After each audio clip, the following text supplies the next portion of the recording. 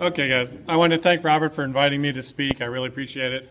And he called me about a month and a half ago and invited me to speak. I didn't know the studio owner of the year gave a speech, so I didn't have a lot of time to prepare. I had only had about a month and a half, and it's been a very busy month and a half, so I really hadn't had a chance to do anything. So, because I flew out here with Peter and he wouldn't sit by me, I had some time on the plane to take a few notes. And I want to talk to you about four things today, and it's just a 10-minute talk, so I wanted to hit on 4 points. I want to hit on passion and self-branding, average equaling forgettable, and a little bit on B&I. So I want to start with a personal story. About a month and a half ago when I started to get busy, what happened was I had to go for a stress test. I take a stress test every 2 years. So I went for a nuclear stress test. If you haven't had one, they're actually a lot of fun. I went to the doctor. They put these wires all over your body. They put you on a treadmill and you just start running and running. And then they shoot some nuclear material in your vein. And then they keep running you, and then they put you in that tube and they take some pictures of your heart. So I went through the test. I've done it a bunch of times. And the next day I get a phone call from the doctor and he says, Dan, I want you to come down to the office. I need to talk to you about your results. So I said, great, I'll be down. Let me stop at McDonald's, get a Big Mac, and I'll be right over. And so I go over to the cardiologist, and I'm sitting there, and he's sitting on one side of the desk, I'm sitting on the other side, and he's smiling, and I'm smiling, and he tells me I have a moderate ischemia. And I'm still smiling because I have no idea what ischemia means. And I'm glad it's moderate because I assume you'd rather have moderate ischemia than extreme. So I'm smiling, and when I went home, I finally learned a little bit more about it. Ischemia is where you're not getting enough oxygen to the heart. So that's what ischemia means. So what we did is we scheduled an appointment down at the University of Pennsylvania to get a cardiac catheterization. And that's when they take a little camera. It's not the GoPro, thank God, but they take a camera. They open up an artery in your groin, and they run a camera up into your heart, and they can take live pictures, and you can kind of watch on the screen. So went down to the University of Pennsylvania. And again, this is where attitude comes in. You just got to have a great attitude in life. You own your emotions. You decide how you want to react to things in life, and it's just real important. I went down there. It's a little bit of a serious subject, but I had a great time. I mean, if it wasn't for the seriousness of the subject, it's a lot of fun. The nurses take great care of you. The preparation for surgery is a lot of fun. They really prepare you, and they're very nice. And it was a good time. The only guy that brought me down was that, the guy in the mask doing the procedure, because he gave me some mixed news at the end. He had told me they were checking out the 5 bypasses I had done 12 years ago, and they discovered that 3 of them are completely closed, and they're inoperable.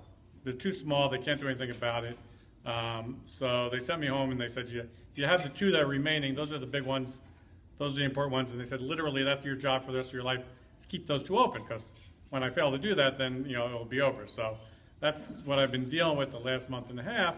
And when I drove home, and my sister came down and drove me home, I stopped to think, and I was thinking, you got to do what you love in life. You got to have a passion for what you do, and you got to have a passion for being a home video studio owner, which I have, and I assume all of you have it there. If you don't have a passion, if you're just doing this because you're good at it, or for some other reason, you're really not going to succeed. Passion trumps skill any day of the week, because if you have passion, you'll go out and you'll get skill. You'll take your passion, you'll come to training, and you'll learn the skills you need. So passion really does outweigh everything. So I wanted to talk to you today that the most important skill you can have at home video studio is to have a passion and a love for what you do. And that also equates to the next subject I want to talk about, which was personal branding. Home video studio is not Robert Hanley sitting over there. It's not Indianapolis. It's not the DVD deluxes we use or any of the procedures we go through. Home video studio is really you and me. Home video studio Westfield is Dan Weiniger. Home video studio up in Hesburgh Heights is Peter Gallo. And you really got to take control of your brand. And it's a new age out there. The consumers have a lot of power in the marketplace now. It used to be the people that supplied goods, but now it's the consumers, because they can go out, they can rate your business, and it's really changed the marketplace. So you got to be transparent. People want to see what you're doing. They want to know about you, know about your studio. So you got to be out there, and you got to develop a personal brand. And you don't have to do it all at once. You can take small steps. I know I have a friend of mine in B&I. She owns a printing company, and she needs to do videos for her company. She needs to be out there. The printing business is a tough business now, and but she was scared to death. And she's the director of B&I. She's not only in our group, but she's also a director, and she sings in a band. But when we came over with all the cameras and the lights and microphones, she was scared to death, and she canceled twice. So I finally called her and said, Christy, I'm going to come over. I'll bring my little iPhone with this dolly that you see here. We'll sit in your conference room. We'll film each other. We'll just have a good time. And she agreed to that. And we went over and I filmed 3 monster videos that just are terrific. We call them spotlight videos. And they're just her talking about the products she makes, one product at a time. And we now meet once a week for a video. And we put that up on our Facebook and on YouTube. And she has now become a personal brand. She has now become the face of L&B Printing. And it's been just a tremendous improvement for her business. So us as studio owners, we have to do the same thing. We have to create a brand for ourselves. We have to be out there. We have to be transparent. I mean, your legacy is your currency. You just really got to develop an identity in the community, something like Peter talked about today, getting involved in the community. They also want to be very transparent in what you do. The third point I want to talk to you today about is I want you to reflect back to when you were dating, maybe back in high school or something like that. Maybe you went out with a boy or a girl, depending on your preference, and maybe a few weeks later someone asks you, how was that date with whatever the person's name might be? And you think to yourself, and you're trying to think, gee, I don't even remember the girl's name. She was very nice, she was pleasant, but maybe it was just average, and nothing clicked. And then you think about the time you went out with the love of your life, and you think about her, and you remember everything about her. Her eyes, what she said, what she ordered. I mean, it made a real impression on you. That's what we have to do as studio owners. We don't want to become average. We don't want to become forgettable. So I'm spending more time this year diverting a little money from some other spots and putting it into customer experience. How is the customer experience when they walk into my studio? And some of the upgrades I've made are everyone's going to leave and take their members home in a canvas bag this year.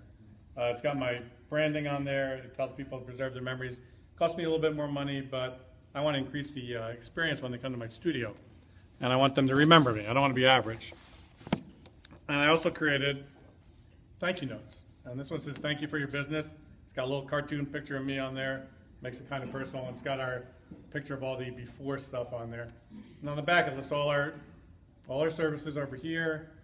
And it lists here how they can tell people about their experience with me, where they can go to Yelp and Facebook and Google+. And they can tell people about their experience with me. And they can write a little personal note there. So this is for businesses that do, people that do business with me under $1,000. This is for B&I dance cards. So if I do a dance card with somebody, which is a one-on-one, I want to send them a thank you note, tell them about I enjoyed the experience. And this is for my larger orders. This is for the orders over $1,000. Has a nice branding inside with the places they can rate me, are things. And where this logo is I put a $5 Starbucks gift card there. So they open up, they got a $5 gift card. When they lift it up, my logo's underneath. So I send these out, and this is all designed to make me rememberable. I don't want to be just an average place they go to. I want to have something they remember. And my last point I want to talk about was a little bit about B&I. I'm president of B&I this year in my chapter, and it's been a lot of fun. We're doing very well, and I think one of the important things to remember at B&I, I can be pretty silly at times, but with my 60-second commercials. You got to remember, though, you want to vary it up. You don't want to always tell them what you do. After a while, your partners are going to know you do photo keepsakes, you do shape transfers and film transfers. You also want to tell them how to refer you. So even though they know what you do, no one's going to run up to them waving a VHS tape saying, help me solve this problem. They might not even know they have the problem. So you got to take some time and teach these people how they can refer to you. So I will actually go during a 10-minute talk or maybe during a 60-minute talk and point out somebody in the group and say, Doug Lynch, you're the basement guy. What you have to do and what other people do that are in people's homes, you have to look around. You got to look for you got to help me out. You got to look, maybe see a box of memories in a basement. You say to the guy, I had a box just like that in my basement, and my wife was just on me all the time. She was worried those were going to get ruined. And I actually have a friend, and he took those memories and he transferred them to DVD, and I was a big hero with my wife. It was a terrific thing. If you want me to have him call you, I'll do that for you. And then another time at B&I, you can say, to the divorce attorney or the tax guy, the divorce attorney, let's say you're sitting down with your customer and you're talking about separation of assets. You can say, I have a guy that will help you now. If you want to separate your photo albums and your videotapes, he'll do it. He'll duplicate them and give you each a copy, and I'll have him give you a call. And this is the printer gets wedding invitations done for weddings, and she could say We do wedding invitations. By the way, I just had a wedding, and I had a friend of mine do a photo keepsake. It was a big hit. If you'd like to get one done, I'll give you his name. So you got to teach your B&I partners not only what you do, but how they can refer you. Because it's no good if they just know what you do, but they don't know how to help you. They have to be able to help you. So you got to help them help you. And those are the 4 points I want to cover. Having a passion for what you do and loving what you do. If you love what you do, you'll find the skills and you'll find the energy to go out and do B&I and come to training and be a successful owner. Personal branding, I think, is real important. You got to develop a personal brand. Don't be average. Be rememberable. And B&I, mix up and help your partners learn how to refer you. So, Robert, that's it. Thank you very much.